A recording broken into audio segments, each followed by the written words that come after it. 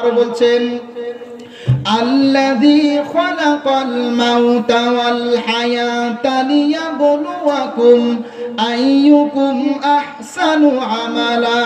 বলেন আল্লাহু আকবার। সূরা মুলক 29 নম্বর পারা, প্রথম নম্বর পৃষ্ঠা, প্রথম নম্বর রুকুর দ্বিতীয় নম্বর আয়াত। আল্লাহ বলছেন, আমি আল্লাহ তোমাদের জীবন মরণ সৃষ্টি করেছি পরীক্ষা করার জন্য। লিয়াবলুয়াকুম আইয়ুকুম আহসানু আমালা, যাতে করে আমি আল্লাহ জানতে পারি তোমাদের মধ্যে কে বেশি ভালো কর্ম করে। তাহলে আমরা লক্ষ্য করলাম আল্লাহ রাব্বুল আলামিন তিনি দুনিয়াতে আমাদেরকে অনর্থক পাঠাননি, তিনি আমাদেরকে দুনিয়াতে পাঠিয়েছেন একটা উদ্দেশ্যকে কেন্দ্র করে, সেটা হলো পরীক্ষা। ঠিক না ঠিক? পরীক্ষা। এই দুনিয়াটা পরীক্ষার মঞ্চ, এই দুনিয়াটা পরীক্ষার হল। পরীক্ষার হলে কেউ চিরকাল থাকার জন্য যায়? পরীক্ষা দেওয়ার জন্য যায়। আর যখন সে পরীক্ষা দেয়, তার ব্রেন, তার চিন্তা ভাবনা অন্য কোনো দিকে থাকে না, শুধু তার চিন্তা ভাবনা খাতার দিকে নিমগ্ন থাকে। না জানি আমার লেখাটা কেমন হবে, ফল ভালো হবে কিনা, রেজাল্ট খারাপ হবে কিনা, চিন্তা। ঠিক না বেঠিক? ঠিক না? তো এই দুনিয়া যদি পরীক্ষার জায়গা হয়, এই দুনিয়াতে আসার পরে বান্দার টার্গেট হবে আমলনামা কেমন হবে। ঠিক না বেঠিক? কিন্তু দুনিয়াতে আসার পরে এমন একটা ভাব মানুষ দেখাচ্ছে, মনে হচ্ছে এটা পরীক্ষার হল না, এখানে চিরকাল থাকবে। ঠিক না বেঠিক? মনে রাখতে হবে দুনিয়াটা পরীক্ষার জায়গা। আমরা সকলেই জানি আমাদের পিতা হযরতে আদম আলাইহিস সালামকে আল্লাহ সর্বপ্রথম সৃষ্টি করেছিলেন। ঠিক না বেঠিক? তুমি মাটির আদমকে প্রথম সৃষ্টি করিয়া ঘোষণা করিয়া দিলে শ্রেষ্ঠ বলিয়া, তাই নূরের ফারিস্তা করে আদমকে সেজদা আল্লাহু আল্লাহু। ঠিক না বেঠিক? তা আদম আলাইহিস সালামকে সর্বপ্রথম সৃষ্টি করে আল্লাহ পাক কোথায় রেখেছিলেন? কথা বলতে হবে, জান্নাত। তারপরে জান্নাত থেকে আবার তাকে দুনিয়াতে নামিয়ে দেওয়া হয়। এখন আমি জানি না যে আপনাদের এই প্রশ্ন হয় কিনা, যে আল্লাহ সর্বপ্রথম আদমকে সৃষ্টি করে যদি তাকে দুনিয়াতে পাঠিয়ে তার সন্তানদের মাধ্যমে দুনিয়া আবাদ করবে, আল্লাহর এটাই ইচ্ছা হয়, তাহলে প্রথমে জান্নাত দেওয়ার অর্থ কি হয়? এই প্রশ্ন আসে আপনাদের? এই প্রশ্নের উত্তর দেন। পারবেন কেউ দিতে? পারবেন? পারবেন না। আল্লাহ পাক হযরতে আদম আলাইহিস সালামকে সৃষ্টি করে প্রথম জান্নাতে দিলেন, তারপরে আবার দুনিয়াতে নামিয়ে দিলেন। এখান থেকে আল্লাহ আমাদেরকে শিক্ষা দিতে চাই, বান্দারা দুনিয়াতে যাও ঠিক আছে, কিন্তু তোমাদের আসল ঠিকানা হলো জান্নাত, এখানে তোমাদেরকে আসতে হবে। বলেন সুবহানাল্লাহ। এজন্য আদম আলাইহিস সালামকে যখন আল্লাহ দুনিয়াতে নামিয়ে দিলেন, পাঠিয়ে দিলেন, তখন স্পষ্ট ঘোষণা করলেন। আমি মনে করি প্রত্যেকটা মুসলমানের সকাল সন্ধ্যায় এই ঘোষণাটা স্মরণ করা দরকার। সূরাত বাকারা প্রথম নম্বর পারা, 4 নম্বর পৃষ্ঠা, 3 নম্বর রুকুর আয়াত। আল্লাহ বলছেন,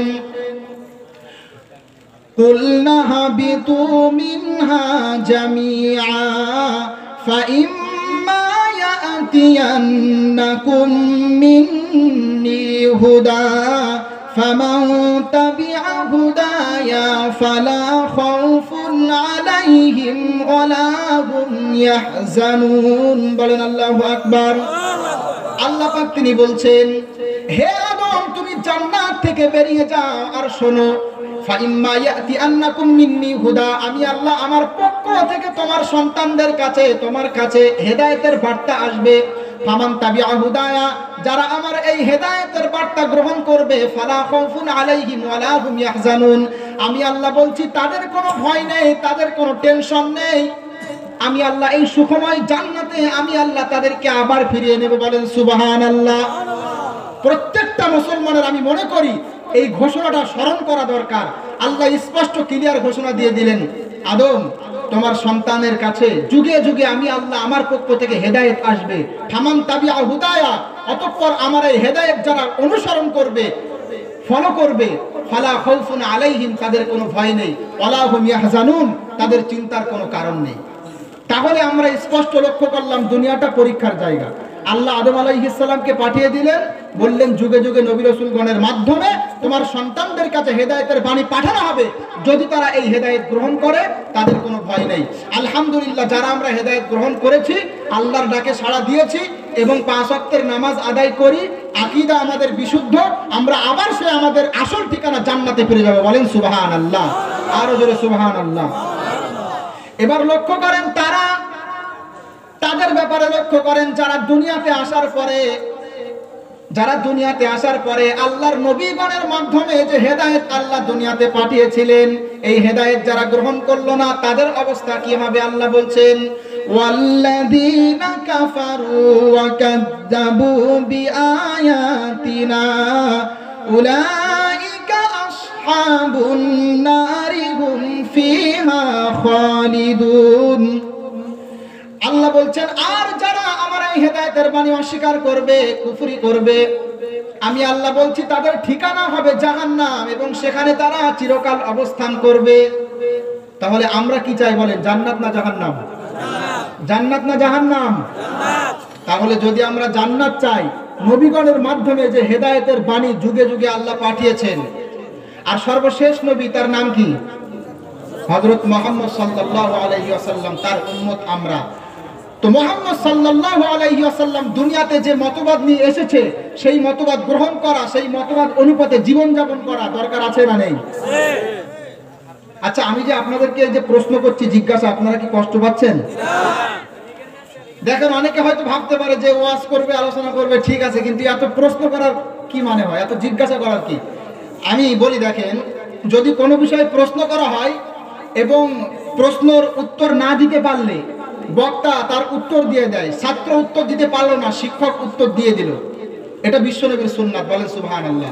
এতে যে বিষয়ে প্রশ্ন করা হয়, বিষয়টা লং সময় স্মৃতিপটে সংরক্ষিত থাকে। এর দলিল আছে বুখারী শরীফ 1 নম্বর খণ্ড, কিতাবুল ইলম 14 নম্বর পৃষ্ঠায় একটা হাদিস উল্লেখ, সাহাবী আব্দুল্লাহ বিন উমর রাদিয়াল্লাহু তাআলা আনহু থেকে। হাদিসটা শোনায়, যেহেতু বারবার জিজ্ঞাসা করব আমি।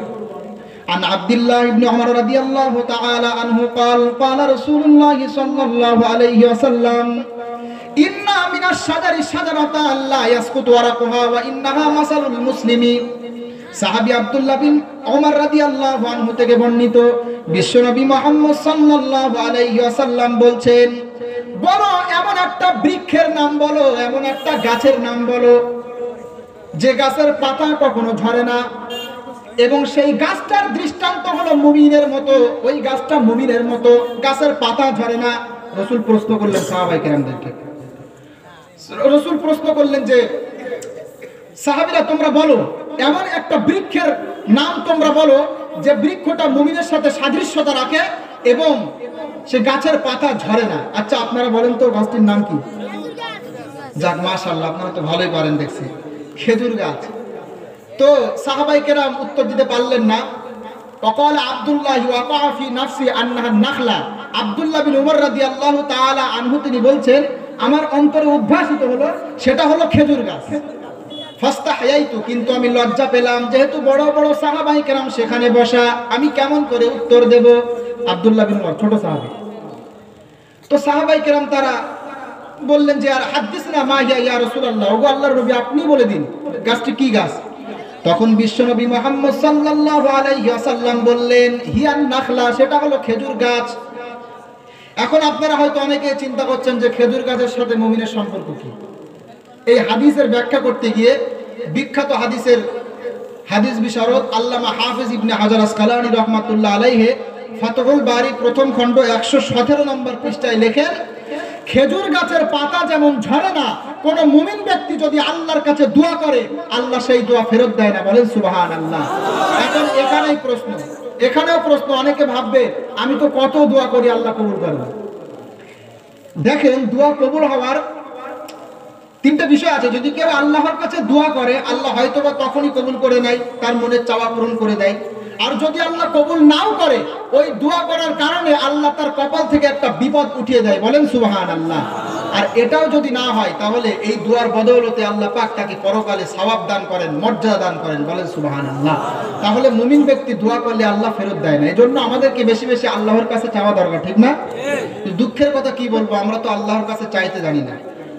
ডাকার মতো ডাকলে খোদা কেমনে শোনে না, আমরা ডাকতে জানি না, ঠিক না বেঠিক? ডাকতে হবে আল্লাহকে। তো যাই হোক, যে কথা বলছিলাম, আল্লাহ পাক আমাদেরকে দুনিয়াতে পাঠিয়েছেন ইবাদত করার জন্য। আদম আলাইহিস সালামকে দুনিয়াতে পাঠিয়ে দিলেন, স্পষ্ট ঘোষণা করলেন, যাও আমার পক্ষ থেকে হেদায়েতের বাণী আসবে, গ্রহণ করলে আমি আল্লাহ আবার এখানে এই সুখময় জান্নাতে আমি আল্লাহ আবার নিয়ে নেব, চিন্তার কারণ নেই।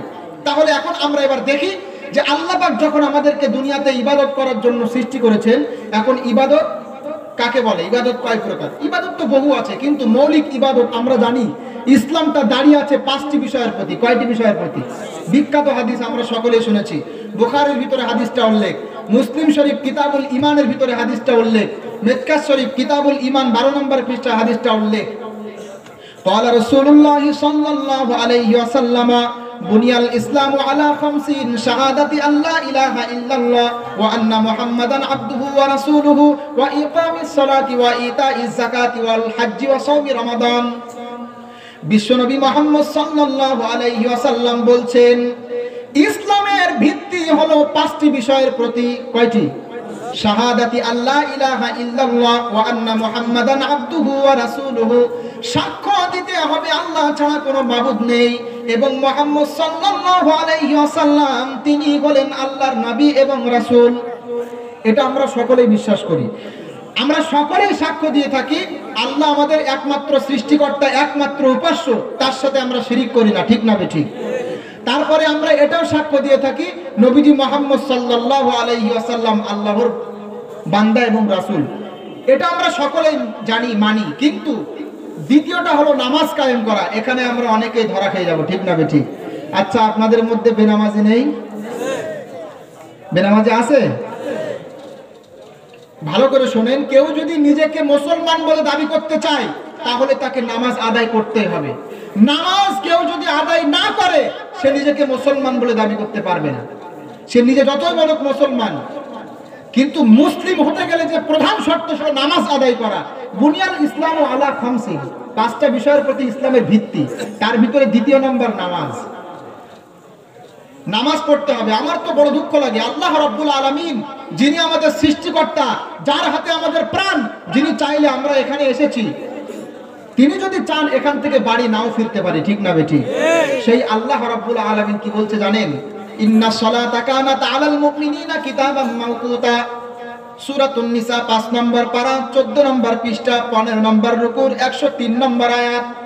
আল্লাহ বলছেন ইন্নাস সালাতা কানাত আলাল মুমিনিনা কিতাবাম মাওকুতা, আমি আল্লাহ মুমিনদের প্রতি নির্দিষ্ট সময়ে নামাজ পড়া ফরজ করে দিয়েছি। নির্দিষ্ট সময়ে নামাজ পড়া ফরজ। 5 ওয়াক্তের নামাজ, ফজর, জোহর, আসর, মাগরিব, ঈশা। 5 ওয়াক্তের নামাজের কথা কোরআনুল কারীমের ভিতরে আছে, হাদিসের ভিতরে স্পষ্ট উল্লেখ। কোরআনুল কারীমের একটা সূরা, সূরাতুর রুম 21 নম্বর পারা 5 নম্বর পৃষ্ঠা 2 নম্বর রুকুর 18 নম্বর আয়াত। আল্লাহ বলছেন ফাসুবহানাল্লাহি হিনা তুমসুন ওয়া হিনা তুসবিহুন ওয়া লাহুল হামদু ফিস সামাওয়াতি ওয়াল আরদি ওয়া আশিয়্যান ওয়া হিনা তুদহিরুন। বলেন আল্লাহু আকবার। আল্লাহ বলছেন তোমরা আল্লাহর পবিত্রতা বর্ণনা করো, তোমরা আল্লাহর মহিমা করো সন্ধ্যাবেলা মানে মাগরিব এবং ঈশার সময়, এবং সকালবেলা ফজরের সময়, বিকালবেলা আসরের নামাজের সময় এবং জোহরের নামাজের সময়। 5 ওয়াক্তের নামাজের কথা কোরআনে আল্লাহ বললেন। কিন্তু দুঃখের কথা কি বলবো, বড় কষ্ট লাগে বলতে। 5 ওয়াক্তের নামাজ আমার সৃষ্টিকর্তা, যার হাতে আমার প্রাণ, তিনি চাইলে আমি এখন বাড়ি নাও ফিরতে পারি। তিনি চাইলে আজকে আমি এখানে বসে আছি, হতে পারে আগামীকাল এই একই সময় কবরস্থানে থাকবো, হতে পারে না? সেই আল্লাহ বলছেন 5 ওয়াক্তের নামাজ আমি বান্দার প্রতি ফরজ করলাম। একটু চিন্তা করেন তো, যদি আল্লাহ আমাদেরকে কুকুর বানাতো মানুষের দাঁড়ে দাঁড়ে ঘুরতাম, ঠিক না? যদি আল্লাহ আমাদের শুকর বানাতো মানুষের দেখলে নাক ছিটকানি দিত, ঠিক না? সেই আল্লাহ কি বলছে? কিন্তু সেই আল্লাহ কুকুর বানালেন না, শুকর বানালেন না, উত্তম সৃষ্টি মানব সৃষ্টি করলেন, ঠিক না বেঠিক? আমাদেরকে উত্তম সৃষ্টি মানব রূপে সৃষ্টি করলেন। সেই আল্লাহ বলছেন আমি আল্লাহ 5 ওয়াক্তের নামাজ ফরজ করে দিয়েছি, আর বান্দা পড়ে না, ফজরের সময় ঘুমিয়ে থাকে। আমার মনে হয় বান্দা যদি জানতো যে ফজরের নামাজের গুরুত্ব কত তাহলে ঘুমিয়ে থাকতো না। আজকেও এখানে অনেক বান্দা এমন আছে যারা মাহফিল শুনছে, আমি এখন আলোচনা করব নামাজের বিষয়ে কিছু আলোচনা যেগুলো খুবই বলা দরকার মনে করি, শুনবে কিন্তু ফজরের নামাজের সময় ঘুমিয়ে কাটিয়ে দিবে, ঠিক না বেঠিক? আমার মনে হয় বান্দা যদি জানতো ফজরের নামাজের গুরুত্ব কত, ফজর ওয়াক্তের গুরুত্ব যদি বান্দা জানতো তাহলে আমি মনে করি বান্দা না ঘুমিয়ে নামাজ পড়তে উঠতো, কখনোই ঘুমিয়ে সময়টা কাটাতে পারতো না। এবার লক্ষ্য করেন বিশ্বনবী মুহাম্মদ সাল্লাল্লাহু আলাইহি ওয়াসাল্লাম কি বলছে। ফজরের ফরজ নামাজ তো অনেক দূরের কথা, সুন্নাতের গুরুত্ব দেখেন। মুসলিম শরীফ প্রথম নম্বর খণ্ড কিতাবু সালাতিল মুসাফিরিন ওয়া কসরিহা হাদিস নাম্বার 1573। عن سعد بن هشام عن عائشة رضي الله تعالى عنها قالت رسول الله صلى الله عليه وسلم عن عائشة رضي الله تعالى عنها قالت قال رسول الله صلى الله عليه وسلم ركعتا الفجر خير من الدنيا وما فيها। বিশ্ব নবী মুহাম্মদ সাল্লাল্লাহু আলাইহি ওয়াসাল্লাম তিনি বলছেন ফজরের 2 রাকাত সুন্নাতের গুরুত্ব হলো দুনিয়া এবং দুনিয়ার মধ্যে যা কিছু আছে তার থেকেও উৎকৃষ্ট হলো ফজরের 2 রাকাত সুন্নাত। বলেন সুবহানাল্লাহ। এখন সুবহানাল্লাহর আওয়াজ খুব একটা জোর হবে না এখন থেকে, তার কারণ হলো অনেকে আছে বেনামাজি, তারা কি সুবহানাল্লাহ বলবে? ফজরের নামাজের 2 রাকাত সুন্নাতের গুরুত্ব দুনিয়া এবং দুনিয়ার ভিতরে যা কিছু আছে সব কিছু থেকে উৎকৃষ্ট। বলেন সুবহানাল্লাহ। ঠিক আছে, এবার একটু বলেন, কষ্ট করে দূর থেকে এসেছি, অল্প সময় আলোচনা করবো, আবার চলে যাবো। যদি আপনারা একটু আওয়াজ করেন ভালো লাগছে আলহামদুলিল্লাহ, তাহলে বলবো না যে আলোচনা আমার প্রথম আপনাদের দেশে প্রথম মাহফিল, আমার কোথাও কোনোদিন করি না এই মাহফিল, নতুন এসেছি প্রথম মাহফিল এটা আমার আপনাদের দেশে। যদি আওয়াজ করেন ভালো লাগবে আলহামদুলিল্লাহ। তো ফজরের নামাজের সুন্নাতের গুরুত্ব শুধু ওই না, আরো হাদিস দেখেন। মুসলিম শরীফ প্রথম খণ্ড কিতাবুল মাসাজিদ ওয়া মাওয়াজি'is সালাত হাদিস নম্বর 1377। قال رسول الله صلى الله عليه وسلم من صلى العشاء في جماعة فكأنما قام نصف الليل ومن صلى الصبح في جماعة فكأنما صلى الليل كله। বিশ্বনবী মুহাম্মদ সাল্লাল্লাহু আলাইহি ওয়াসাল্লাম বলছেন কেউ যদি ইশার নামাজ জামাতের সাথে আদায় করে তাহলে অর্ধেক রাত্রি জাগরণ করে ইবাদত করার মতো সওয়াব পাবে। বলেন সুবহানাল্লাহ। আর কেউ যদি ফজরের নামাজ আদায় করে জামাতের সাথে তাহলে সারা রাত্রি জেগে ইবাদত করলে যেমন সওয়াব হয় তেমন সওয়াব পাবে। বলেন সুবহানাল্লাহ। তাহলে যারা আমরা ইশার নামাজ জামাতের সাথে আদায় করতে পেরেছি, ফজরের নামাজ জামাতের সাথে আদায় করতে পেরেছি, খুশির বিষয় না? সারা রাত্রি এই যে ইশার নামাজ আমরা জামাতে আদায় করলাম, অর্ধেক রাত্রি জাগরণ করে ইবাদত করলে, নফল নামাজ পড়লে যেমন আমল নামা যেমন পরিপূর্ণ হয়, মর্যাদা বৃদ্ধি হয়, তেমন মর্যাদা আল্লাহ দিয়ে দিয়েছে। বলেন সুবহানাল্লাহ। দুঃখের কথা কি বলবো, ফজরের নামাজ আদায় করলে শুধু এই যে হাদিসে বললাম এটা একটা গুরুত্বপূর্ণ সময় এতটুকু না, ফজরের নামাজ বলে না, ফজর এবং আসরের, বিশেষ করে ফজর এবং আসরের নামাজের ক্ষেত্রে হাদিসে এসেছে কেউ যদি ফজর এবং আসরের নামাজ আদায় করে তো আল্লাহর পবিত্র ফারিস্তারা এই সময় উপস্থিত হয় এবং এই পবিত্র ফারিস্তারা আল্লাহর কাছে গিয়ে সাক্ষ্য দেয়, আল্লাহ অমুক বান্দাকে দেখলাম নামাজ পড়ছে। বলেন সুবহানাল্লাহ। আমরা জানি যে সমস্ত ফারিস্তারা রাতের বেলায় ডিউটি পালন করে ফজরের সময় তারা আল্লাহর কাছে ফিরে যায়, ঠিক না বেঠিক? আর যারা দিনের বেলায় ডিউটি পালন করবে ফজরের সময় তারা আল্লাহর কাছ থেকে আসে। এইভাবে পালাক্রমে ফারিস্তারা আসতে থাকে। হাদিস লক্ষ্য করেন, বুখারী শরীফ দ্বিতীয় খণ্ড কিতাবুত তাফসীর সূরাত বানী ইসরাঈলের 78 নম্বর আয়াতের ব্যাখ্যায় হাদিসটা উল্লেখ। তাছাড়া বুখারী শরীফ প্রথম খণ্ড কিতাবু মাওয়াকিতিস সালাত হাদিস নম্বর 555। عن أبي هريرة رضي الله تعالى عنه قال قال رسول الله صلى الله عليه وسلم يتعاقبون فيكم ملائكة بالليل وملائكة بالنهار ويجتمعون في صلاة الفجر وصلاة العصر। বিশ্বনবী মুহাম্মদ সাল্লাল্লাহু আলাইহি ওয়াসাল্লাম তিনি বলছেন তোমাদের মাঝে ফেরেশতারা পালাক্রমে আসতে থাকে, ফজর এবং আসরের নামাজের সময় একত্রিত হয়। তোমাদের মাঝে ফেরেশতারা পালাক্রমে আসতে থাকে, ফজর এবং আসরের সময় তারা একত্রিত হয়। সুম্মা ইয়ারুজুল লাযিনা বাতু ফীকুম, অতঃপর যেই সমস্ত ফেরেশতারা তোমাদের মাঝে রাত্রি যাপন করলো, রাতে ডিউটি পালন করলো, তারা আল্লাহর কাছে ফিরে যায়। তখন আল্লাহ তাদেরকে জিজ্ঞাসা করে, কাইফা তারাকতুম ইবাদি, তোমরা আমার বান্দাদেরকে কেমন করে রেখে আসলে? তখন তারা উত্তর দিয়ে বলে, তারাকনাহুম ওয়া হুম ইউসাল্লুন ওয়া আতাইনাহুম ওয়া হুম ইউসাল্লুন। ওগো আল্লাহ, যখন আমরা তাদের কাছে গিয়েছিলাম তখনও দেখলাম তারা নামাজ আদায় করছে, মানে ফজরের নামাজ, আসরের নামাজ। আর যখন তাদেরকে রেখে আসলাম ফজরের সময় তখনও দেখলাম তারা নামাজ আদায় করছে। বলেন সুবহানাল্লাহ। তাহলে যারা আমরা 5 ওয়াক্তের নামাজ আদায় করি, আল্লাহর পবিত্র ফেরেশতারা দৈনন্দিন 2 বার আল্লাহর কাছে আমাদের ব্যাপারে রিপোর্ট দিচ্ছে বান্দারা নামাজ আদায় করে, বলেন সুবহানাল্লাহ। আর যারা নামাজ আদায় করে না, ঘুমিয়ে থাকে, তাদের অবস্থা কি হবে বলেন দেখি। অনেকেই টেনশন করছে, হয়তো নামাজ পড়ে না। জানি না এখানে বেনামাজির সংখ্যা কেমন আছে, আমার মনে হয় আছে, আছে না? আছে, সব জায়গাতেই ওরা সংখ্যাধিক্য, আমরা সংখ্যা লঘু, ঠিক না বেটি? সংখ্যায় বেশি তারা। জানি না আপনাদের দেশে কেমন, আমাদের ওখানে তো বেনামাজির সংখ্যা বেশি। আপনাদের এখানে কেমন? এখানেও তারা সংখ্যাগরিষ্ঠ? বাহ, দুঃখ লাগে, ফজরের নামাজের সময় ঘুমিয়ে আসে। আল্লাহ রাব্বুল আলামিন শুধু হাদিস না, কোরআনুল কারীমের ভিতরে আল্লাহ বলছেন, ওয়া আকিমিস সালাতা লিদুলুকিশ শামসি ইলা গাসাকিল লাইল ওয়া কুরআনাল ফাজরি ইন্না কুরআনাল ফাজরি কানা মাশহুদা। বলেন আল্লাহু আকবার। সূরা বনী ইসরাঈল 15 নম্বর পারা, 8 নম্বর পৃষ্ঠা, 9 নম্বর রুকু, 78 নম্বর আয়াত। আল্লাহ বলছেন, তোমরা দিনে যখন সূর্য ঢলে যায় তখন থেকে নিয়ে রাতের অন্ধকার পর্যন্ত তোমরা নামাজ আদায় করো এবং ফজরের নামাজ আদায় করো। ফজরের নামাজে কোরআনুল কারীম তেলাওয়াত করো। ইন্না কুরআনাল ফাজরি কানা মাশহুদা, অবশ্যই ফজরের নামাজের সময় কোরআন তেলাওয়াত করা, নামাজ আদায় করা, এ সময় ফেরেশতারা উপস্থিত হয়, বলেন সুবহানাল্লাহ। ফজরের নামাজে কোরআনুল কারীম তেলাওয়াত করা সাক্ষী স্বরূপ এই সময় ফেরেশতারা উপস্থিত হয়। বান্দার আমলনামা যেটা দেখে যায়, বান্দা কি অবস্থায় আছে আল্লাহর কাছে গিয়ে বলে, ইনশাআল্লাহ আজকে ফজরের সালাত আমরা সকলে জামাতের সাথে আদায় করব ইনশাআল্লাহ। অনেকে বলছেন আমরা তো নামাজ পড়ে না, অনেকে ইনশাআল্লাহ বলেন। যদি পরিবর্তন না হয় তো মাহফিল দিয়ে কি হবে? আর আমাদেরই এত কষ্ট করে এসে লাভ কি যদি আপনারা পরিবর্তন না হন?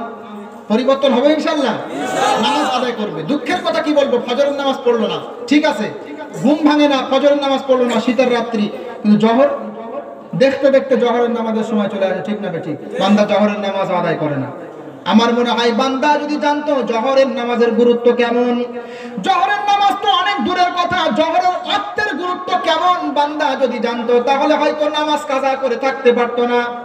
যদি আপনি না জানেন তাহলে শুনেন, বিশ্বনবী মুহাম্মদ সাল্লাল্লাহু আলাইহি ওয়াসাল্লাম বলছেন, আন সাদ ইবনে হিশাম আন্না নবী সাল্লাল্লাহু আলাইহি ওয়াসাল্লাম কানা ইউসাল্লি আরবাআন বাদা আন তাজুলা আশ-শামসু ক্বাবলা আদ-দুহরি ওয়া ক্বালা ইন্নাহা সাআতুন তুফতাহু ফিহা আবওয়াবুস সামাই।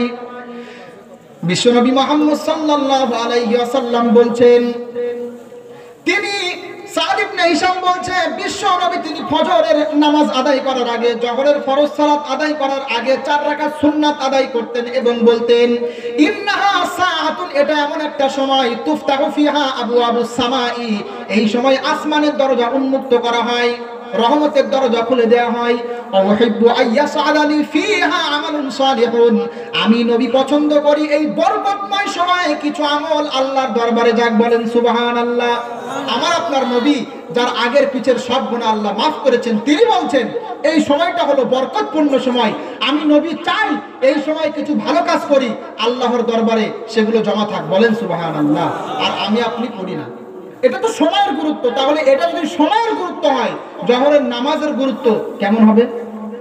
কিন্তু বান্দা আদায় করে না, বান্দা ব্যস্ত আছে দুনিয়ার কাজে, গাড়ি করবে, বাড়ি করবে, চাকরি বাকরি, টাকা পয়সা ইনকাম করবে, ব্যস্ত আছে, করেন সমস্যা নাই, কিন্তু মাথায় রাখবেন মরতে হবে, ঠিক না ঠিক?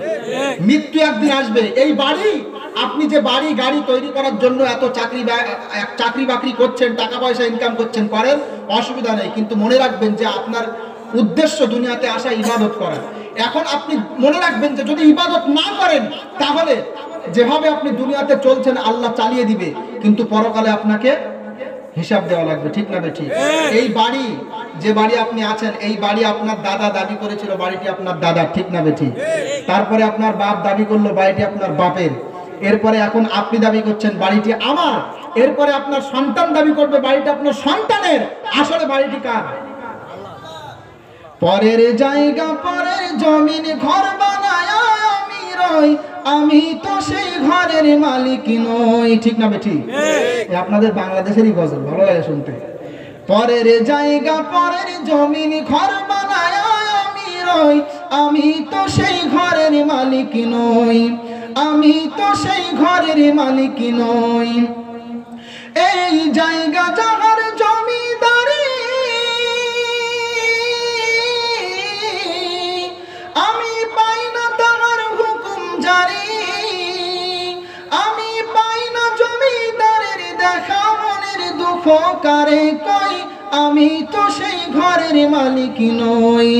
পরের জায়গা পরের জমিন ঘর বানায় আমি রই, আমি তো সেই ঘরের মালিক নই। ঠিক না বেঠিক? ঘরের মালিক আমিও না, আপনিও না। একদিন আমাদেরকে বিদায় নিতে হবে।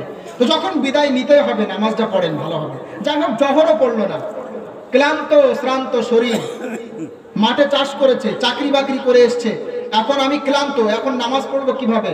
এখন আমাকে খেতে হবে, গোসল করতে হবে, বিশ্রাম নিতে হবে। যাই হোক, জহর নামাজও পড়লো না। দেখতে দেখতে চলে আসলো আসরের সময়। ঠিক না বেঠিক? এখন আসরের সময় চলে আসলো, আজান হয়ে গেল, বান্দার এখনো নামাজ পড়ার সুযোগ নেই। এবার কেউ যাবে বাজারে, কেউ আবার যাবে মাঠে, কেউ যাবে খেলা করতে, কিন্তু নামাজ পড়ার সুযোগ হয় না। অথচ আসরের নামাজের গুরুত্ব কতটা আপনি জানেন? জানেন তো ভালো, যদি না জানেন তাহলে শোনেন। আমি মনে করি যদি শোনার পরে আপনার ভিতরে ঈমান থাকে, তাহলে আপনি হয়তো আসরের নামাজ আর কাজা করবেন না। আমার আপনার সৃষ্টিকর্তা যেই জীবনটা উপভোগ করার জন্য আপনি আসরের নামাজকে উপেক্ষা করে আপনি হাটে চলে গেলেন, বাজারে চলে গেলেন, যেই জীবনটা উপভোগ করার জন্য আসরের নামাজকে বাদ দিয়ে আপনি খেলায় চলে গেলেন, সেই জীবনের মালিক তিনি বলছেন, হাফিযু আলাস সালাওয়াতি ওয়াস সালাতিল উসতা ওয়া কুমু লিল্লাহি কানিতিন। বলেন আল্লাহু আকবার। আল্লাহ বলছেন, তোমরা পাঁচ ওয়াক্তের নামাজের ব্যাপারে যত্নবান হও, বিশেষ করে মধ্যবর্তী নামাজের ব্যাপারে, মানে আসরের নামাজ। মধ্যবর্তী নামাজ ব্যাখ্যা বিভিন্ন আছে, বিশুদ্ধ ব্যাখ্যা হলো আসরের নামাজ। হাদিস তিরমিজি শরীফ 3003 নম্বর হাদিস, তাছাড়া মুসলিম শরীফ প্রথম খণ্ড 539 নম্বর হাদিস, বুখারী শরীফ 1400 নম্বর হাদিস। عن ابن عمر رضي الله عن ابن مسعود رضي الله تعالى عنه قال قال رسول الله صلى الله عليه وسلم صلاة الوسطى صلاة العصر। বিশ্বনবী মুহাম্মদ সাল্লাল্লাহু আলাইহি ওয়াসাল্লাম তিনি বলছেন, মধ্যবর্তী নামাজ হলো আসরের নামাজ। বলেন সুবহানাল্লাহ। এই আয়াতকে সামনে রেখে অধিকাংশ মুফাসসিরিনে কেরাম তারা বলেছেন, নামাজ পাঁচ ওয়াক্তের নামাজের মধ্যে সর্বগুরুত্বপূর্ণ, সবচেয়ে গুরুত্বপূর্ণ নামাজ হলো আসরের নামাজ। আচ্ছা, আসরের নামাজ অনেকে এখানে আছে পড়িনি, ঠিক না বেঠিক? আমি হাত উঠাতে বলবো না, বললে অনেকেই লজ্জা পড়ে যাবে, কিন্তু পড়িনি, ঠিক না? অথচ সৃষ্টিকর্তা বলেছেন এটা হলো সর্বোৎকৃষ্ট নামাজ। এটা তো আল্লাহর বাণী। এবার হাদিস দেখেন। আমার মনে হয় যদি ভিতরে ঈমান থাকে, আগামী কাল থেকে মসজিদে ইনশাআল্লাহ একজন বাড়লেও বাড়বে, ইনশাআল্লাহ ইনশাআল্লাহ। হাদিসটা লক্ষ্য করেন, যদি ভিতরে ঈমান থাকে, যারা নামাজ পড়ে না, আমি মনে করি নামাজ তারা পড়বে। তিরমিজি শরীফ হাদিসটা, মুসলিম শরীফ প্রথম নম্বর খণ্ড কিতাবুল মাসাজিদ ওয়া মাওয়াজিউস সালাত, হাদিস নম্বর 1322। কত? 1322। আবু বকর ইবনে উমর আন আবিহি قال سمعت رسول الله صلى الله عليه وسلم يقول لا يلج النار احد صلى قبل طلوع الشمس وقبل غروبها। বিশ্বনবী মুহাম্মদ সাল্লাল্লাহু আলাইহি ওয়াসাল্লাম বলছেন, কেউ যদি সূর্য ওঠার আগে, তার মানে ফজরের নামাজ, এবং সূর্য ডোবার আগে মানে আসরের নামাজ আদায় করে, আমি নবী বলছি ওই ব্যক্তিকে আল্লাহ জাহান্নামে দিবে না। বলেন সুবহানাল্লাহ। ইয়ানিল ফজর ওয়াল আসর, কেউ যদি ফজর এবং আসরের নামাজ আদায় করে, আল্লাহ পাক ওই ব্যক্তিকে জাহান্নামে দিবেন না। বলেন সুবহানাল্লাহ। এবার আমি আপনাদেরকে বলি, জাহান্নামে যেতে চান কে কে? হাত উঠান। ওই যে কয়েকজন হাত উঠিয়েছে, মাশাআল্লাহ, কয়েকজন হাত উঠিয়েছে, মাশাআল্লাহ। আসলে এগুলো অচেতন হয়ে উঠিয়ে ফেলেছে, ইচ্ছাকৃত হবে না। এজন্য শুনতে, আমি প্রশ্নটা করতাম না, যেহেতু আপনারা এদিক ওদিকে টাকাটাই করছেন, এজন্য করলাম। তো আচ্ছা, আপনারা কেউ কি জাহান্নামে যেতে চান? সবাই জান্নাতে যেতে চায়। তো বিশ্বনবী মুহাম্মদ সাল্লাল্লাহু আলাইহি ওয়াসাল্লাম কেউ বলছেন, কেউ যদি ফজর এবং আসরের নামাজ আদায় করে, আমি নবী বলছি তাকে আল্লাহ জাহান্নামে দিবেন না। তার মানে আল্লাহ তাকে কোথায় দিবেন? জান্নাতে। আচ্ছা, জান্নাত দরকার আছে না নেই? যদি জান্নাত দরকার আছে, তাহলে আসর এবং ফজরের নামাজ কাজা করা যাবে? কাজা করা যাবে না। এখন অনেকে এমন আছে যারা বলে নামাজের কথা বললে, যখন বলা হয় যে নামাজ না পড়লে আল্লাহ জাহান্নামে দিবে, তখন কি বলে জানেন? যে জাহান্নামে দেয় দিক না, একদিন না একদিন আল্লাহ তো বাহির করবে। ওই যে বুখারী শরীফ কিতাবুল ইমানের ভিতরে একটা হাদিস উল্লেখ, সরিষার দানা পরিমাণ অন্তর ইমান থাকলে একদিন না একদিন জাহান্নাম থেকে বাহির করা হবে। এই হাদিসটা সকলে মুখস্থ করে রেখে দিয়েছে, যেহেতু জাহান্নাম থেকে তো বাঁচা লাগবে। ও ভালোভাবে জানে যে আমি যেভাবে আছি, যদি এই অবস্থায় মারা যায় তাহলে আমার ঠিকানা কোথায় হবে। এই জন্য এই হাদিসটা মুখস্থ করা আছে সকলেরই। জাহান্নামে দেয় দিক, সমস্যা নেই, একদিন না একদিন তো বাহির করবে। কিন্তু আমি আপনাদেরকে বলি, জাহান্নামের আগুন অল্প সময়ের জন্য কেউ কি সহ্য করতে পারবে? জাহান্নামের আগুন মাবুদ সইতে পারবো না, দুনিয়াতে নৌকা দাইয়া আখিরাতে কাঁদাইও না, দুনিয়াতে নৌকা দাইয়া আখিরাতে কাঁদাইও না। আজরাইল যেদিন ধরা দিবে, কোন ওজর না চলিবে। আজরাইল যদি আসে, যদি আপনি বলেন যে 1 মিনিট সময় দাও, আমি একটু তওবা করব, ভালো হয়ে যাব, সময় দিবে?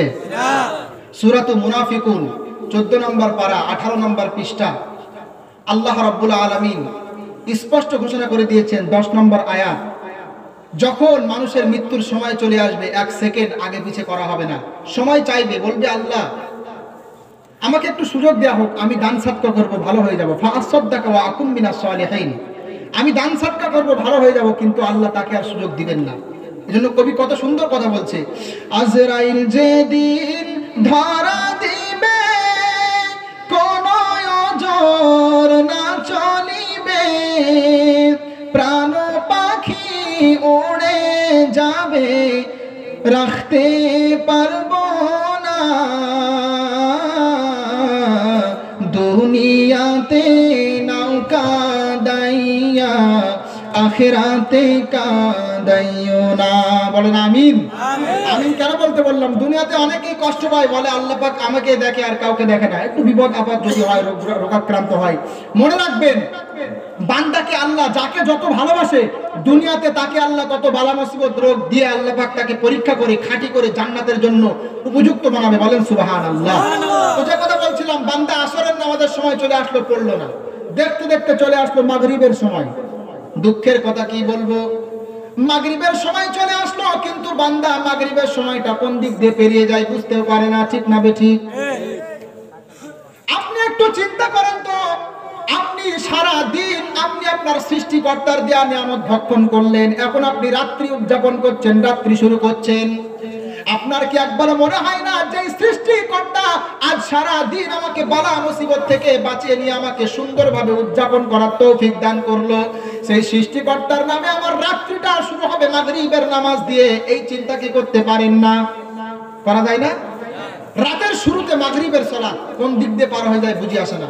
ব্যাস মাগরিবও পড়লো না, ঈশার সময় চলে আসলো, বান্দা নামাজ পড়ে না। বান্দা চিন্তা করছে সারাদিন খাটাখাটি করলাম, কত কর্ম করলাম, এখন তো ঘুমানোর প্রয়োজন, এখন আমার নামাজ কিসের? আমার মনে হয় বান্দা যদি জানতো ঈশার নামাজের গুরুত্ব কত, তাহলে হয়তো বা নামাজ থেকে সে দূরে থাকতে পারতো না। ঈশার নামাজের গুরুত্ব সম্পর্কে তাহলে একটা হাদিস শোনেন, ইবনে মাজাহ শরীফ 781 নম্বর হাদিস। আন আনাস ইবনে মালিক রাদিয়াল্লাহু তাআলা আনহু قال قال رسول الله صلى الله عليه وسلم বাশশিরিল মাশাইনা ফি যুলামি ইলাল মাসাজিদ বিন নূরিত তাম ইয়াউমাল কিয়ামা। বিশ্বনবী মুহাম্মদ সাল্লাল্লাহু আলাইহি ওয়াসাল্লাম বলছেন, তোমরা সুসংবাদ দিয়ে দাও ওই ব্যক্তিদেরকে যারা রাতের অন্ধকারে নামাজের জন্য যায়, মানে ঈশা এবং ফজরের নামাজের জন্য যারা রাতের অন্ধকারে যায়, তাদেরকে সুসংবাদ দিয়ে দাও কিয়ামতের ময়দানে পূর্ণাঙ্গ আলোর, কিয়ামতের ময়দানে আলোর সুসংবাদ দিয়ে দাও। as-সালাতু নূর, নামাজ হলো আলো। এখন আপনি চিন্তা করতে পারছেন আলো নিয়ে আমি কি করব? এখন হয়তো আপনি ভাবেন যে এশার নামাজ আদায় করলে আল্লাহ রাসূল মুহাম্মদ সাল্লাল্লাহু আলাইহি ওয়াসাল্লাম বলছে কিয়ামতের দিন তাকে তার পূর্ণাঙ্গ নূর আলোর সুসংবাদ দিয়ে দাও। এখন আপনি চিন্তা করতে পারেন আলো নিয়ে আমি কি করব? হ্যাঁ, আলো লাগবে, পুলসিরাত পার হতে হবে, ঠিক না বেঠিক? ওয়া ইন মিনকুম ইল্লা ওয়ারিদুহা, জান্নাতে যেতে গেলে জাহান্নামের উপর দিয়ে একটি সিঁড়ি থাকবে, একটি পুল থাকবে, তার নাম কি? পুলসিরাত, যেটাকে আমরা বলি। এটা থাকবে অন্ধকারময় পথ। এই পথ পার হতে গেলে আপনার আলো লাগবে। যদি আপনার কাছে আলো না থাকে তাহলে এই পথ পার হতে আপনি পারবেন না। আল্লাহ রাব্বুল আলামিন এই বিষয় বলছেন, যারা মুমিন তাদেরকে আলো দেওয়া হবে।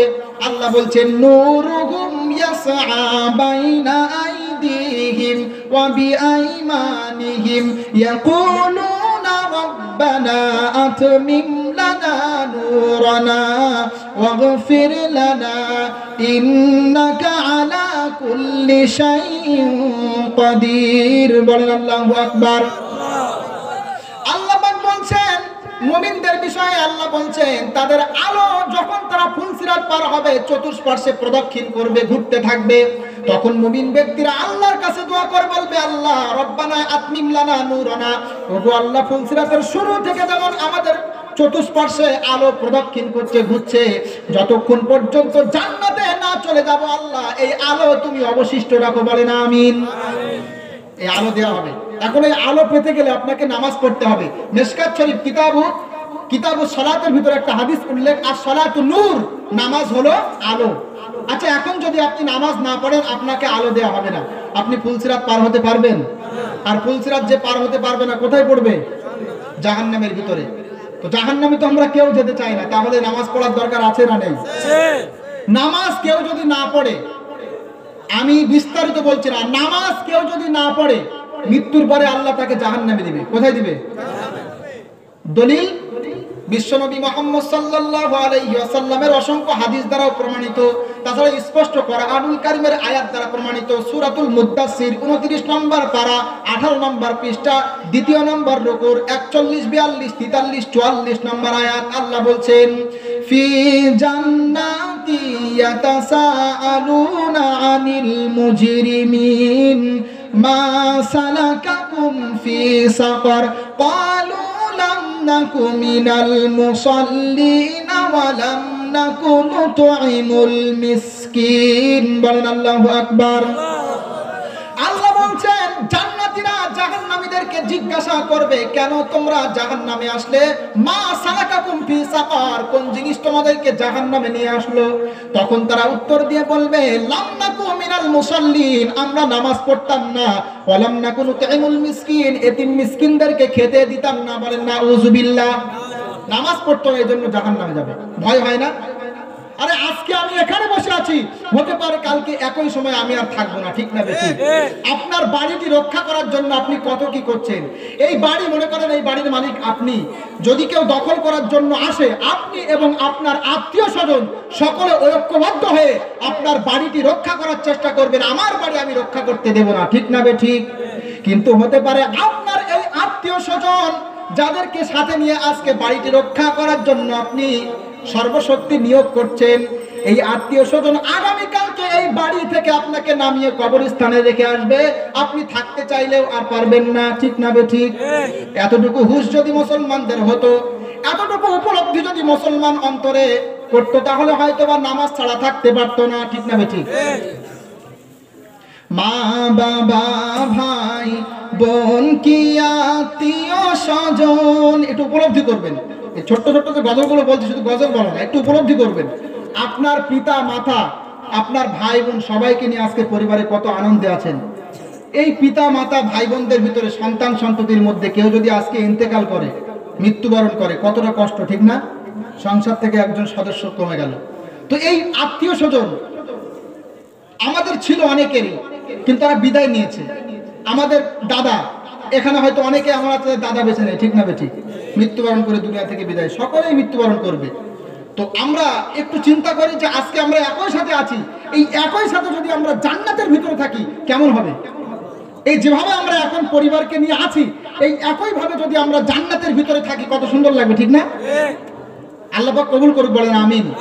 মা বাবা ভাই বোন কি আত্মীয় স্বজন, দেখো তোমার পূর্বের আছে কজন, তাদেরও ছিল শক্তি বা বাহাদুরি, কোথায় গেল সে সকল আয়োজন?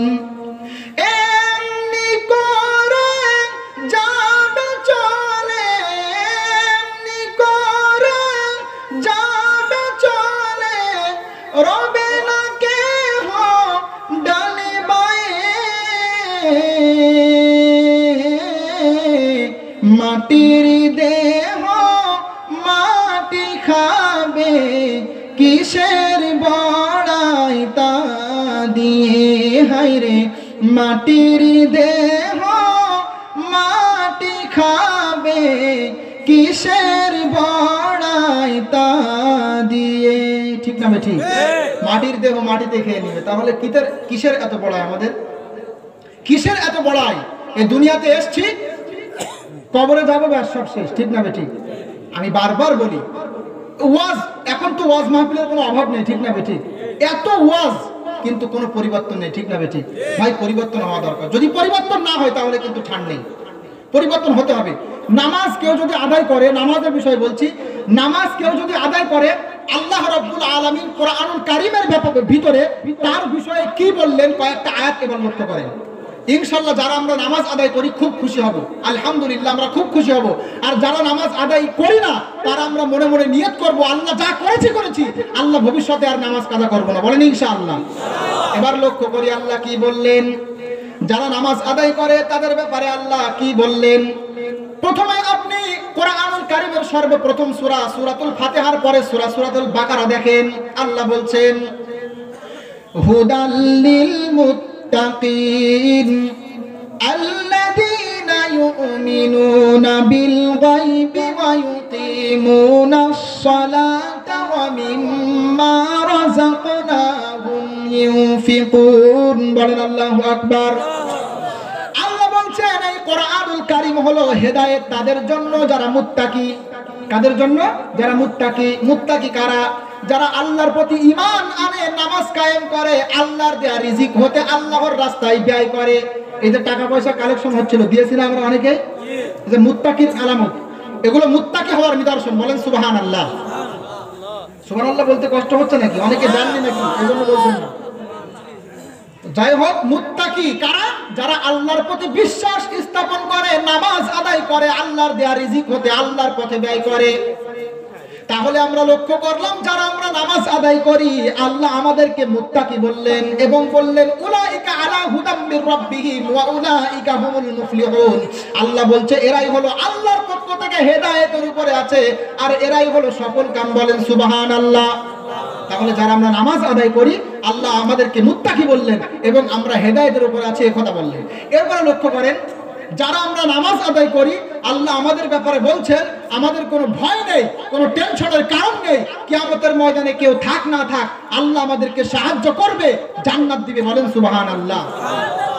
ইন্নাল্লাযীনা আমানু ওয়া আমিলুস সালিহাতি ওয়া আকামুস সালাতা ওয়া আতাউজ যাকাত লাহুম আজরুহুম ইনদা রাব্বিহিম ওয়ালা খাউফুন আলাইহিম ওয়ালা হুম ইয়াহজানুন। বলেন আল্লাহু আকবার। সূরা বাকারা 3 নম্বর পারা 6 নম্বর পৃষ্ঠা 38 নম্বর রুকুর 277 নম্বর আয়াত। আল্লাহ বলছেন যারা ঈমান আনে, যারা সৎকর্ম সম্পাদন করে এবং যারা নামাজ আদায় করে, আল্লাহর দেয়া রিজিক হতে ব্যয় করে, আমি আল্লাহ বলছি উলাইকা লাহুম মাগফিরাতুন ইনদা রাব্বিহিম। আল্লাহ বলছেন তাদের জন্য রয়েছে আল্লাহর পক্ষ থেকে ক্ষমা। আল্লাহ বলছেন এবং তাদের কোনো ভয় নেই, টেনশন করার কোনো কারণ নেই।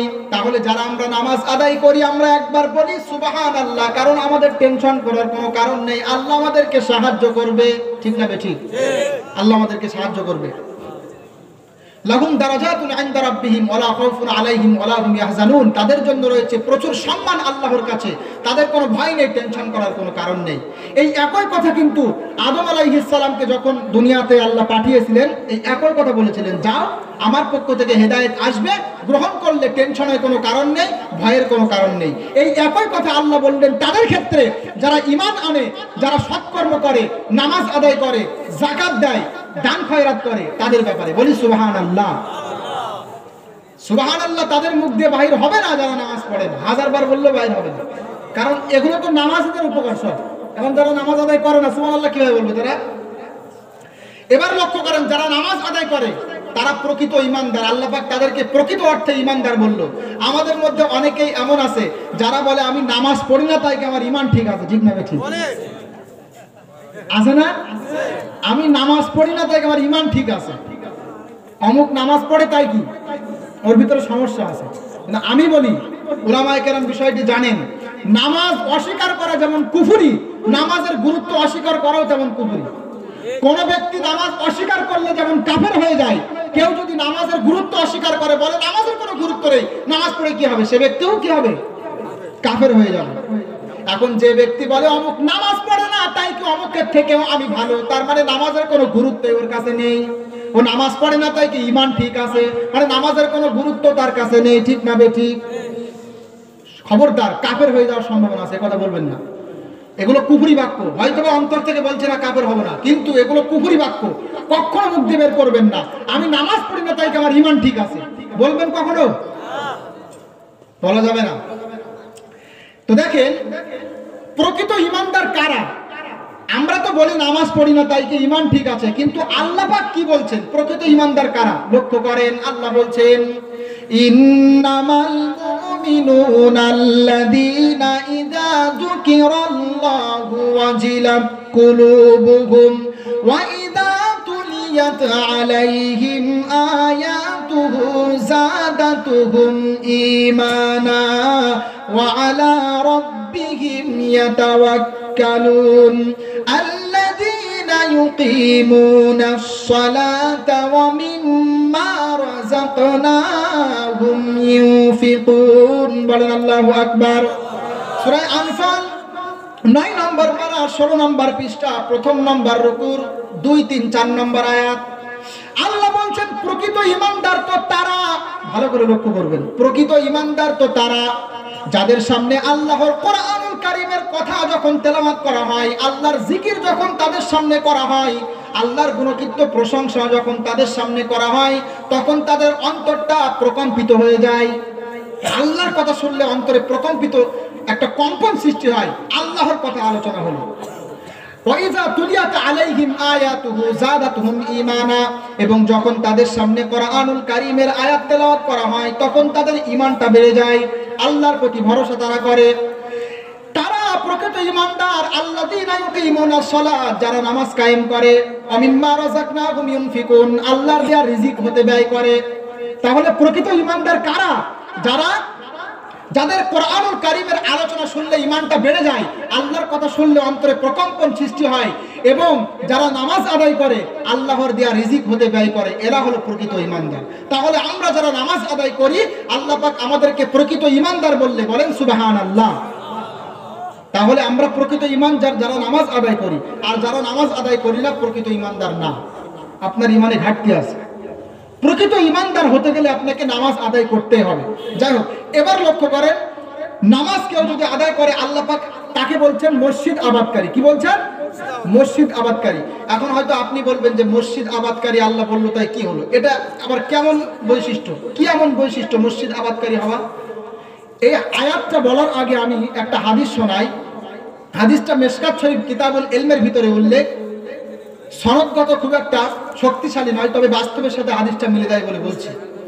عن عبادة بن الصامت رضي الله تعالى عنه قال قال رسول الله صلى الله عليه وسلم يوشك أن يأتي على الناس زمان لا يبقى من الإسلام إلا اسمه।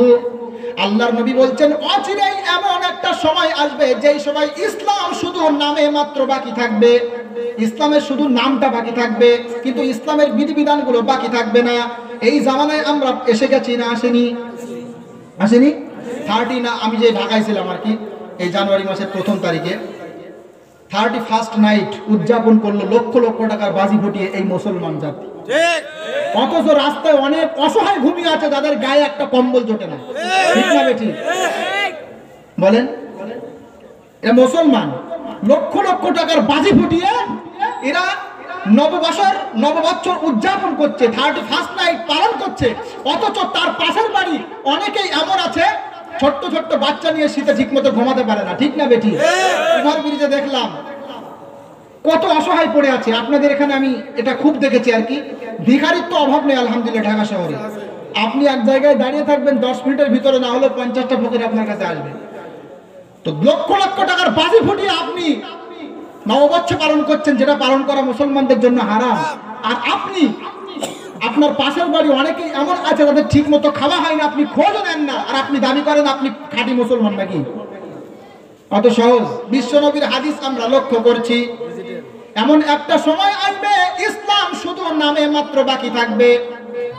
ওয়ালা ইয়াবকা মিনাল কোরআনি ইল্লা রাসমুহু, কোরআনুল কারীমের শুধু অক্ষরগুলো বাকি থাকবে, কিন্তু কোরআনুল কারীমের বাস্তব শিক্ষা হুকুমগুলো মানুষের জীবনে বাস্তবায়িত হবে না। ঠিক না বেঠিক?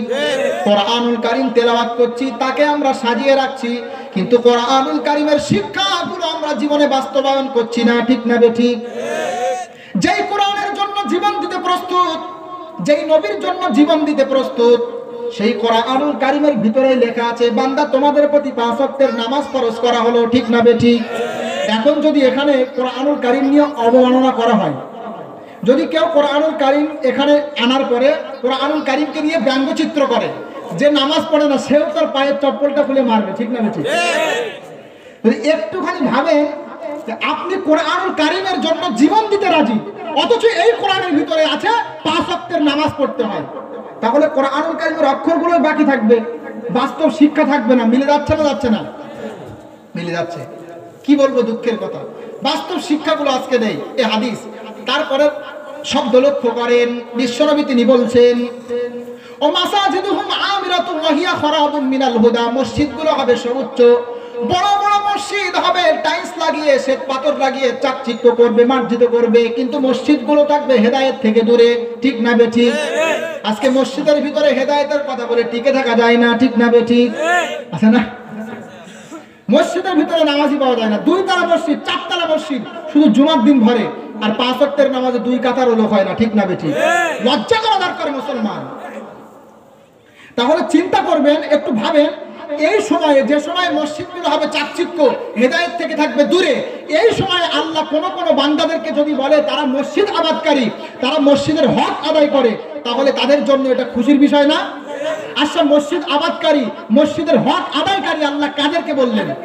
এবার লক্ষ্য করেন, আল্লাহ বলছেন ইন্নামা ইয়া'মুরু মাসাজিদাল্লাহি মান আমানা বিল্লাহি ওয়া আকামাস সালাতা ওয়া আতাজ যাকাতা ওয়া লাম ইয়াখশা ইল্লাল্লাহ ফাআসা উলাইকা আন ইয়াকুনু মিনাল মুহতাদিন। বলেন আল্লাহু আকবার।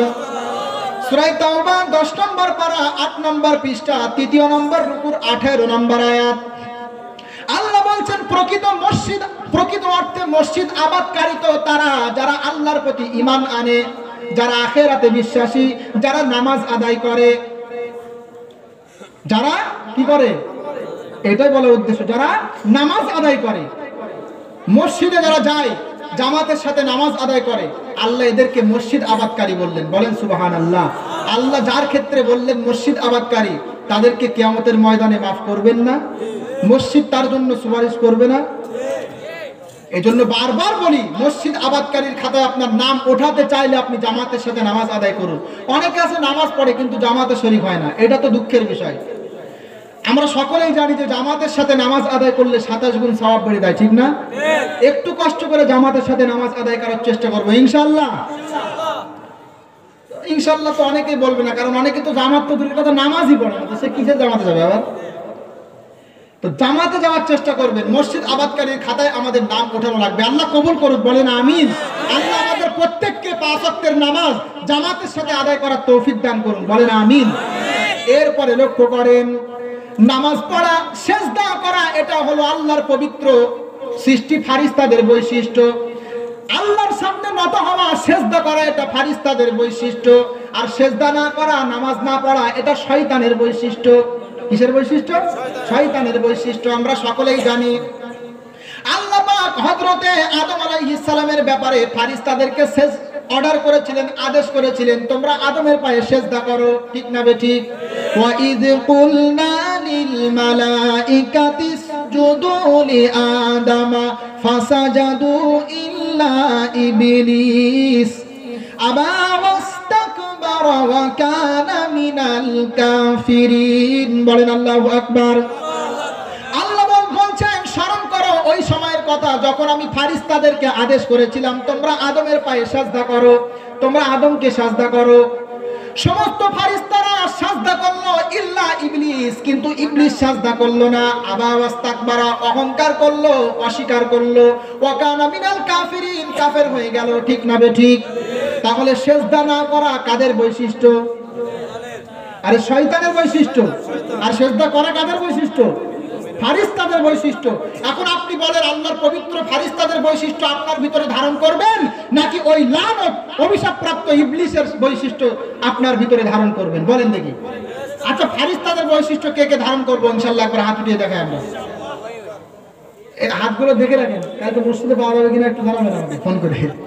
নামান, যাই হোক, দেখা যাবে ফজরের নামাজে দেখা যাবে যে আসলে সত্যি কি আমরা মন থেকে বলেছি নাকি মুখে বলেছি মাত্র আর কি। মাহফিলে হাত উঠাতে বলতেও ভয় লাগে, কারণ এই যে ওয়াদা করিয়ে নিলাম, এখন ওয়াদা অনেকে পূরণ করবে না, এতে আবার গুনাহগার হয়ে যাবে। এই জন্য হাত ওঠাতে বলতে চায় না, তারপরেও মাঝে মাঝে বলতে হয়। যাই হোক, দেখেন, নামাজ সেজদা করা ফারিস্তাদের বৈশিষ্ট্য, আর সেজদা না করা শয়তানের বৈশিষ্ট্য। এজন্য আল্লাহ স্পষ্ট এই বিষয়ে বলছেন, ফারিস্তাদের বিষয়ে আল্লাহ বলছেন। আল্লাহ বলছেন, মহান আল্লাহ রাব্বুল আলামিন তিনি বলছেন, ইন্নাল্লাযীনা ইনদা রাব্বিকা লা ইস্তাকবিরুনা আন ইবাদাতিহি ওয়া ইউসাব্বিহুনাহু ওয়া লাহু ইয়াসজুদুন। সূরাতুল আরাফ 9 নম্বর পারা 15 নম্বর পৃষ্ঠা 24 নম্বর রুকুর 206 নম্বর আয়াত। আল্লাহ বলছেন, যারা তোমার প্রভুর কাছে আছে, তার মানে আল্লাহর পবিত্র সৃষ্টি ফারিস্তারা, লা ইস্তাকবিরুনা আন ইবাদাতিহি, তারা ইবাদত করার ক্ষেত্রে অহংকার করে না। ওয়া ইউসাব্বিহুনাহু, আল্লাহর প্রশংসা আদায় করে। ওয়া লাহু ইয়াসজুদুন, আল্লাহর জন্য সাজদা করে। তাহলে ফারিস্তাদের বৈশিষ্ট্য হলো অহংকারী করে না, ফারিস্তাদের বৈশিষ্ট্য হলো সাজদা করা। এখন যারা আমরা সাজদা করি তারা আমরা ফারিস্তাদের বৈশিষ্ট্য নিয়েছি, আর যারা আমরা সাজদা করি না, অভিশপ্ত শয়তান, অহংকারী শয়তানের বৈশিষ্ট্য নিয়েছি, ঠিক না বেঠিক? সেজদা করতে হবে। বান্দা বলে কত দোয়া করি, কবুল হয় না। আরে দোয়া কবুল হয় না, দোয়া তো করতে জানি না। দোয়া আপনি চান, অবশ্যই কবুল হবে। বিশ্বনবীর একটা হাদিস শোনেন, বুখারীর ভিতরে একটা হাদিস উল্লেখ। عن أبي هريرة رضي الله تعالى عنه قال قال رسول الله صلى الله عليه وسلم يتنزل ربنا تبارك وتعالى। এই হাদিসটা সকলে গুরুত্ব সহকারে শুনবেন, ইনশাআল্লাহ জীবন পরিবর্তনের জন্য একটা হাদিসই যথেষ্ট হয়ে যাবে। গুরুত্ব সহকারে শুনবেন। ইয়াতানাজ্জালু রাব্বুনা তাবারাকা ওয়া তাআলা কুল্লা লাইলাতিন ইলা সামাঈদ দুনিয়া। বিশ্ব নবী তিনি বলছেন, আমাদের প্রভু প্রত্যেক রাত্রে প্রথম আসমানে অবতরণ করেন। হিনা ইয়াবকা সুলুসুল লাইলিল আখিরু, যখন রাতের এক ভাগ বাকি থাকে, মানে শেষ রাত্রে, আল্লাহ প্রথম আসমানে অবতরণ করেন। ওয়াকুলু, এবং বলেন, মাইয়াদউনি ফাস্তাজিব লাহু, কে আছো আমার কাছে দোয়া চাইবে, আমি আল্লাহ কবুল করব। বলেন সুবহানাল্লাহ। আমার শিক্ষক কত সুন্দর করে হাদিসটার ব্যাখ্যা করেছিল, আমার অন্তরে এখনো ধাক্কা দেয় মাঝে মাঝে এই একটা কথা বারবার।